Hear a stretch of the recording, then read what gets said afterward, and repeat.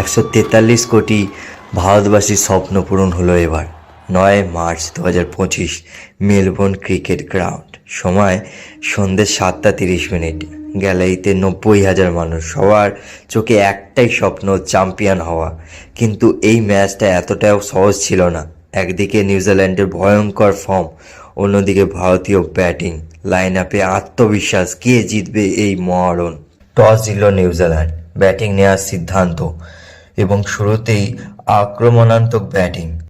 Devin Conway এবং Kane Williamson এসে এমন মারতে লাগলো যেন পিচ বোলারদের জন্য কোনো সুযোগই নেই। শুরুতে 10 ওভারে 75 রান। ভারতীয় দর্শকের মুখ শুকিয়ে গেছে, কেউই বুঝতে পারছিল না কি হতে চলেছে। ঠিক তখনই এলেন ভারতীয় বোলিং মেশিন মোহাম্মদ শামি।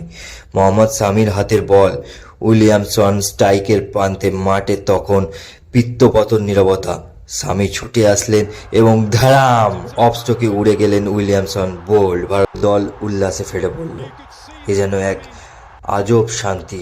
পরের ওভারে কনওয়েকে আউট করলো শামি। এরপরে প্লেন ফিলিপিন্স ফিরে গেলেন প্যাভিলিয়নে। মুহূর্তের মধ্যেই নিউজিল্যান্ডের 200 রানের মধ্যে গুটিয়ে গেল। 251 রানে তাড়া করতে নেমে ভারতের ওপেনিং জুটি রোহিত শর্মা ও শুভমান গিল। প্রথম বলেই রোহিত ছক্কা মারলেন, দ্বিতীয় বলেই 4। যেন এক আগুন ঝরে পড়ছে। কিন্তু 10 বোল্ডের সামনে রোহিত শর্মাকে হেরে যেতে হলো। স্টেডিয়ামে তখন স্তব্ধতা নেমে এলো। মাঠে এলেন কিং কোহলি, ভারতীয় দর্শকের শেষ ভরসা এবং শেষ আশ্রয়। কিন্তু শুরুতেই রান আসছিল না। বলের পর বল ডট চাপে পড়ে যাচ্ছিলেন কোহলি, কিন্তু ধৈর্য হারাননি তিনি। 28তম ওভারেই হঠাৎই গিয়ার বদলে দিলেন তিনি। এক হাতে ছক্কা, একের পর এক 4। পুরো স্টেডিয়াম তখন আওয়াজ, Kohli Kohli.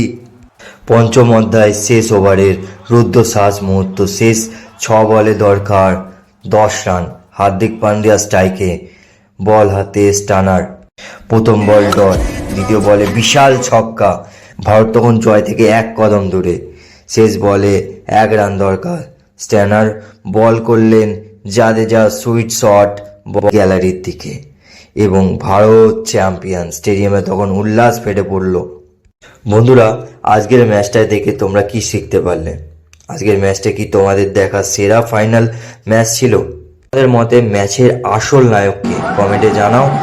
Like share comment করে দিও। ভালো লাগলে দেখা হচ্ছে পরবর্তী ভিডিওতে। জয় হিন্দ, জয় ভারত।